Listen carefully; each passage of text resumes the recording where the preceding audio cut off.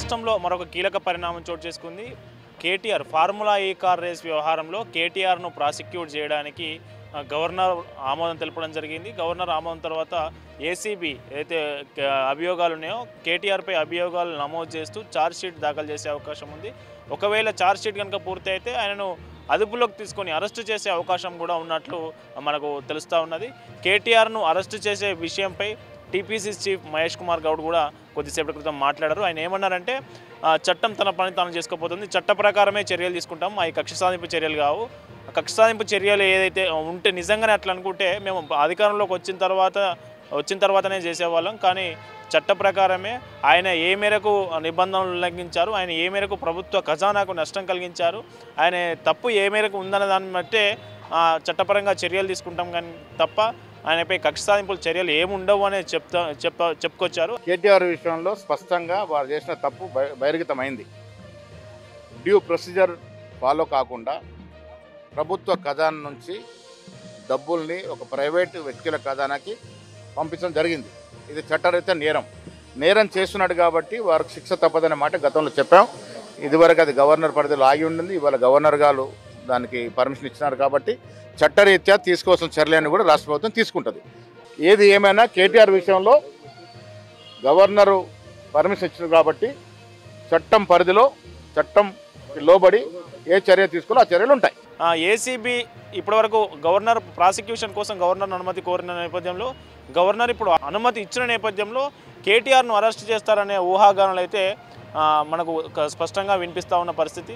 అయితే ఒక్కసారి కనుక ఈ కేసు లోపల కనుక వెళ్ళి చూస్తే 2022 అక్టోబర్ నెలలో హైదరాబాద్లో ఫార్ములా ఈ కార్ రేస్ నిర్వహించేందుకు యూకే చట్టాల ప్రకారం రిజిస్టర్ అయినటువంటి ఫార్ములా ఈ ఆపరేషన్స్ అనే సంస్థ హైదరాబాద్లో ఫార్ములా ఈ కార్ రేస్ నిర్వహించేందుకు ముందుకొచ్చింది.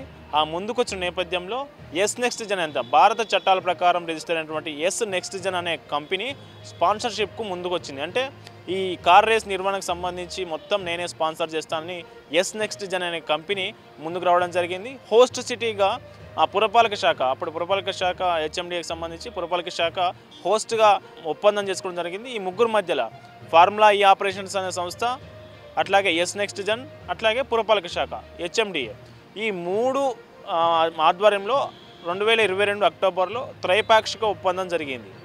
ఈ ఒప్పందం ప్రకారం ఆ ట్రాక్ను రెడీ చేయడం హోస్ట్ సిటీ ఏదైతే ఉందో హైదరాబాదు పురపాలక శాఖ ఆధ్వర్యంలో నడిచింది. దాదాపు 11 కోట్లు ఖర్చు పెట్టి ఆ ట్రాక్ను సిద్ధం చేశారు.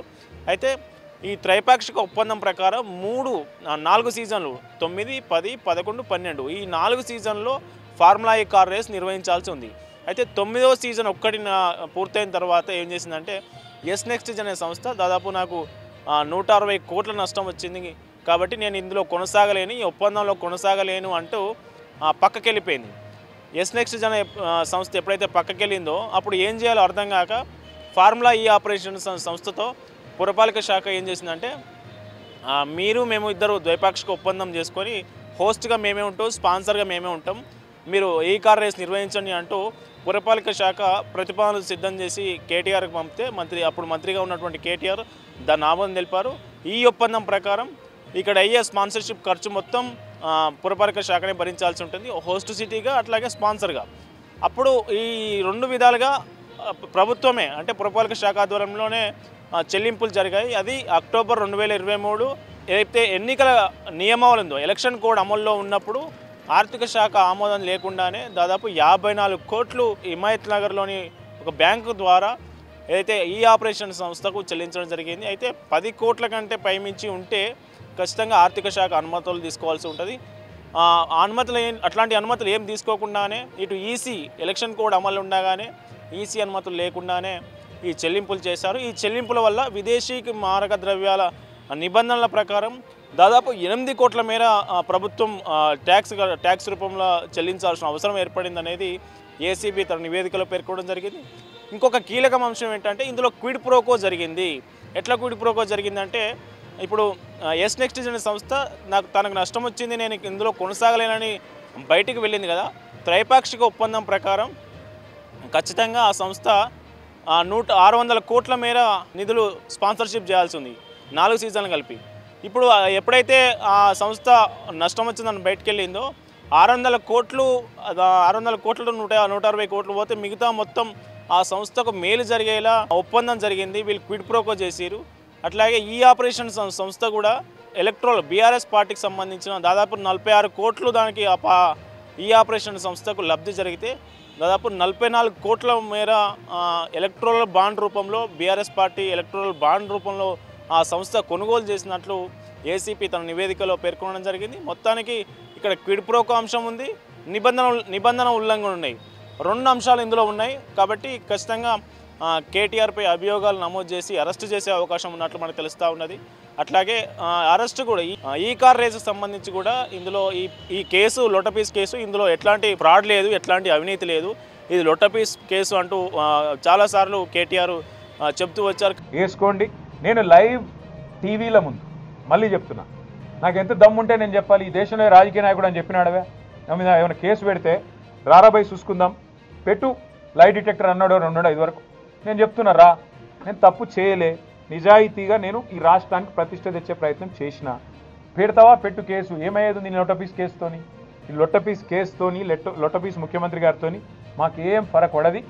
ఆయన ఏం చేసినా, ఎన్ని కథలు పడ్డా మేము ఇట్లనే పిల్లల తరపున కొట్లాడతాం, రైతుల తరపున కొట్లాడతాం, నువ్వు ఇచ్చిన హామీల కోసం మహిళల కోసం కొట్లాడతాం. మేము మాత్రం కాంగ్రెస్ ప్రభుత్వాన్ని వదిలిపెట్టం 6 గ్యారెంటీలు అమలయ్యేదాకా, మీ 420 హామీలు నెరవేర్చేదాకా నిలదీస్తూనే ఉంటాం, నిజాన్ని బయటికి లాగుతూనే ఉంటాం. కానీ ఏసీబీ నివేదికగా మనకు చూస్తే ఖచ్చితంగా ఇందులో ఆ 2 సంస్థలకు లబ్ధి చేకూర్చేలా, అదే సమయంలో ఈడ రాష్ట్ర ఖజానాకు నష్టం జరిగేలా దాదాపు 54 కోట్ల మేర దానికి చెల్లించడంతో పాటు ఇక్కడ ట్రాక్ నిర్వహణకు సంబంధించి దాదాపు 11 కోట్లు ఖర్చు పెట్టడం జరిగింది. మొత్తంగా రాష్ట్ర ప్రభుత్వ ఖజానాకు నష్టం జరిగింది. అట్లాగే అనుమతులు లేకుండా నిబంధనలకు విరుద్ధంగా విదేశీ మారక ద్రవ్యాల నిబంధనలు ఏవైతే ఉంటాయో వాటిని ఫాలో కాకుండానే ఈ చెల్లింపులు జరిగాయన్న ఏసీబీ ఆరోపిస్తున్న పరిస్థితి కనిపిస్తూ ఉంది. అయితే ఈ చెల్లింపులకు సంబంధించి ఫెమా నిబంధనలు కూడా ఉల్లంఘించాలనే ఆరోపణలతో ఆ మధ్యలో ఏసీబీ నమోదు చేసిన కేసును ఆధారంగా ఈడీ కూడా కేసు నమోదు చేసి కొంతకాలం విచారించింది. ఇందులో ఫెమా నిబంధనలు ఏ మేరకు ఉల్లంఘన జరిగాయనే దాని మీద కూడా ఈడీ ఎన్ఫోర్స్మెంట్ డైరెక్టరేట్ కూడా విచారణ చేసిన సందర్భం కనిపిస్తూ ఉంది. మొత్తానికి ఈ ఫార్ములా కార్ రేసు వ్యవహారం జూబ్లీహిల్స్ ఉప ఎన్నిక తర్వాత మళ్ళీ తెర మీదకి వచ్చాయి. ఈరోజు గవర్నరు అనుమతి కేటీఆర్ను ప్రాసిక్యూట్ చేయడానికి అనుమతి ఇవ్వడంతో రాష్ట్ర రాజకీయాల్లో ఈ కార్ రేసు వ్యవహారం మరోసారి తెర మీదకి వచ్చింది. అట్లాగే ఏటూగా ఉన్నటువంటి అరవింద్ కుమార్, అప్పటి చీఫ్ ఇంజనీర్ బిఎల్ఎన్ రెడ్డి, వీళ్ళని కూడా విచారించేందుకు ఏసీబీ రంగం సిద్ధం చేస్తూ ఉంది. అయితే అరవింద్ కుమార్ ఐఏఎస్ కాబట్టి డిఓపిటి పర్మిషన్ కోరుతూ ఇప్పటికే ఏసీబీ లేఖ రాసినట్టు తెలుస్తూ ఉన్నది. డిఓపిటి నుంచి అనుమతి వస్తే, విచారణ చేయడానికి అనుమతి వస్తే ఆయనను కూడా విచారణ చేసి వాళ్ళ స్టేట్మెంట్ రికార్డ్ చేసి ఛార్జ్షీట్ ఫైల్ చేసి వాళ్ళని ప్రాసిక్యూట్ చేసే అవకాశం ఉన్నట్టు తెలుస్తూ ఉంది. మొత్తానికి కేటీఆర్ను ప్రభుత్వం అరెస్టు చేయబోతుందా, ఏసీబీ అరెస్టు చేయబోతా ఉందా, లేదా ఎట్లాంటి పరిణామాలు ముందు రాబోతున్నాయి అనేది వేచి చూడాల్సిన అవసరం ఉంది.